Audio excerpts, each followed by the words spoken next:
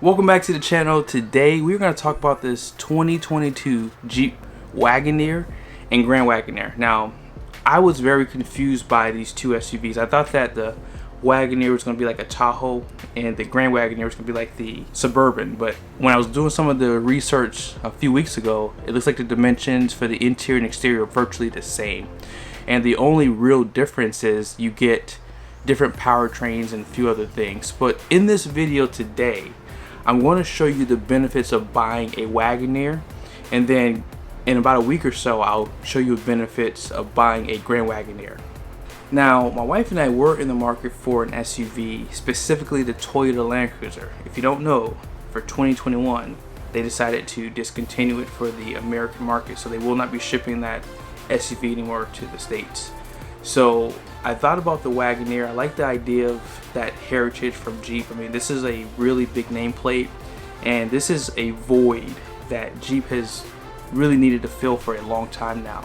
But let's go ahead and get into the video. I found 7 things that the Wagoneer had as benefits over the Grand Wagoneer. We're not going to talk about pricing because pricing is pretty obvious here. So if you don't know, Wagoneer is the base model. There's 2 different trim levels, Series 2 and Series 3.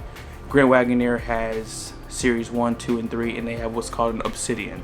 But we're going to talk about the benefits that the Wagoneer has over the Grand Wagoneer, and the first one is 100% the powertrain. So a lot of people are probably going to think, well, doesn't the Grand Wagoneer have a better powertrain? Yes and no. So the Wagoneer has a 5.7 liter V8, and it also has an e-torque system. Now, e-torque is basically a mild hybrid system, so it does have a battery pack, and it basically uses a small generator inside the engine bay to help give it that off-the-line torque, and it should help in benefits of like fuel economy too. Now, the 5.7 also has a few fuel economy benefits that I'll go over later in the video, but the other benefit of the powertrain is you have the option to get a 4x2 or 4x4. Now let's go back to the 5.7 liter V8. That 5.7 liter only has 66 less horsepower and 51 pound-feet of torque less than what the Grand Wagoneer has. And I'll go over the powertrain of that one in the next video. But the other benefit for this first point is it does have the same transmission, which is the 8 HP 75. So that is a pretty robust transmission. They use it inside of the heavy duty trucks, so it's very capable, and I think that is a really reliable transmission from what I've been told from other dealers, because they haven't had any issues with it coming in. So I think that overall the Wagoneer does have a lot of good benefits. Now let's go over the second one. When you think about the powertrain, obviously fuel economy does come to mind. So that's my second point. I believe that the Wagoneer is going to get better fuel economy over the Grand Wagoneer, and here's why. Because the 5.7 liter does have the hybrid model system on it, that's going to help with fuel economy. The other benefit obviously is the 4x2, and the 5.7 does have MDS. If you don't know what MDS is multi-displacement system. And that basically allows it to drop down to 4 cylinders when you're on the highway just cruising. And the biggest impact on fuel economy is typically the rear axle ratio. So the axle ratio on the Wagoneer is going to be a 321 as opposed to the 392, which comes available with the off-road package and the towing package. Which leads me into my next point. So the third benefit that the Wagoneer has over the Grand Wagoneer is that it has an off-road package, so you can get 18s or 20s and off-road tires. And what I like about the 20s on the Wagoneer is it's a 20x9, so that way you can get a wider, bigger tire on the Grand Wagoneer. Hopefully it'll fit without having to upgrade the wheels on it too. So if you do like the wheel designs that come on the Wagoneer, you can basically use those wheels and get maybe a 34-35 inch tire on it, and I think that's pretty cool, especially with Chevy having the Z71 package with the Tahoe and Suburban, and Yukon having the AT4 package, so it should be able to slot next to them and really compete well against them.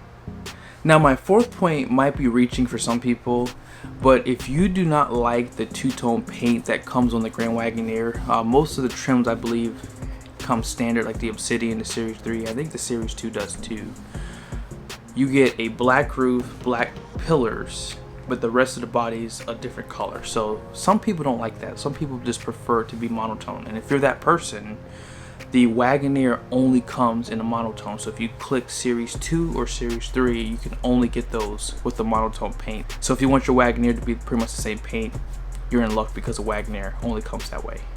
Now, my fifth benefit that the Wagoneer has over the Grand Wagoneer, I'm going to show you online. So most people who are probably going to buy the Wagoneer, they probably don't want a lot of the features that come standard on the Grand Wagoneer. For example, like having night vision, things like that. A lot of people don't really care to have that heads-up display. Those things would come available or standard on the Grand Wagoneer. But let me show you a few things that I thought most people probably wouldn't care to have. The Wagoneer does have the benefit of having a lower price point, right? So if you are opting for one, a lot of things do come available for it, like this front passenger interactive display. This is a really cool feature. Let me just show it to you here. So on the passenger side, they give you a 10-inch screen, and basically it allows the passenger to control the rear entertainment system if it's opted for that Wagoneer, and you can actually control the navigation too. So if someone's driving, you can change the destinations on the screen and kind of update it on the fly, which I thought was pretty cool. But if you don't really see the benefit in that, it's $1,195. You can skip it. Same thing goes for some of these packages down here. Some of these features do come standard on the Grand Wagoneer, depending on which trim package you choose. So you could save basically, you know, $6,000 here, guys. And that's kind of where I was going with this. Was you don't have to get these features. Like if you want 22s, they jumble it together with the sunroof, so it's going to cost you $3,000. Same thing goes with the heads-up display. This does have a few other cool features like the second row manual, window shades. But for $3,200, if you don't really care about a lot of these features, you can just skip this package altogether. Alright, so we're almost there, guys. So the sixth point, this is going to be beneficial for people who plan on keeping a Wagoneer for a long time, or people who might be looking to buy one secondhand. So that benefit that the Wagoneer has over the Grand Wagoneer is air suspension, and the driving modes, different driving modes, are an option. So that means you're not going to have to worry about air suspension having issues in the future. A lot of people from Range Rover and even other manufacturers that carry that system, they typically do have problems at some point, especially when they get older. So in my opinion, if you are looking for a Wagoneer, it's the better way to go, because it's less operating costs in the future. Because if those systems fail, the bags need to be replaced, it can be pretty costly. So I think that this is the most cost-effective Wagoneer out there if you get one without air suspension, because it's one less thing to break on it. Alright guys, so we made it to the end here. So the seventh benefit that the Wagoneer has over the Grand Wagoneer is basically max tow. So my channel is typically about towing and towing trailers, and what I found was, because of the 5.7, because of the weight of the overall Wagoneer, because there's not as many options, this is max tow. So it's 10,000 pounds, and I think it's like 97 or 9,800 pounds with the Grand Wagoneer, but it doesn't matter. It's a benefit over that one. So you're gonna have more payload capacity because you don't have as many features. So if you get it pretty bare bones, you'll have more payload capacity for your hitch weight, for your passengers, and any cargo you may have. It's going to be close depending on what kind of trailer you're towing, but for the most part, if you want to tow a 7,000-8,000 pound trailer, it should do it no problem. But I probably wouldn't go much more over that, in my opinion. But I think that if you want the best spec for towing a trailer, it would have to be the Wagoneer. Having the 5.7 with the e-torque is perfect for that too. I have one in my 1500 and it works great, and it's, from what I found, pretty reliable. But on that note, I'm going to say it to you in this video. I wasn't going to tell you yet, but if we were to get a Wagoneer, Grand Wagoneer, it would definitely be the Grand Wagoneer. Only because there's a few features that I like that the Grand Wagoneer has that you can't really get with the Wagoneer right now. I think in the future they'll probably add a few more trim packages, things like that. But if we were to order one, that's the one we would get. And in the next video, I'll be sure to go over all that, because I went to my local dealer and I built a Grand Wagoneer with 2 of the trim packages, and I pretty much figured out an Easter egg. Depending on what interior color you want and the trim, like for the interior that you're looking for, there's actually one package that is perfect for in terms of price point and options and features, because you can get a little bit cheaper, but it's pretty much the same as the top of the line. So on that note, be sure to subscribe to my channel. Thank you for watching this video, and thank you for your time for watching this video.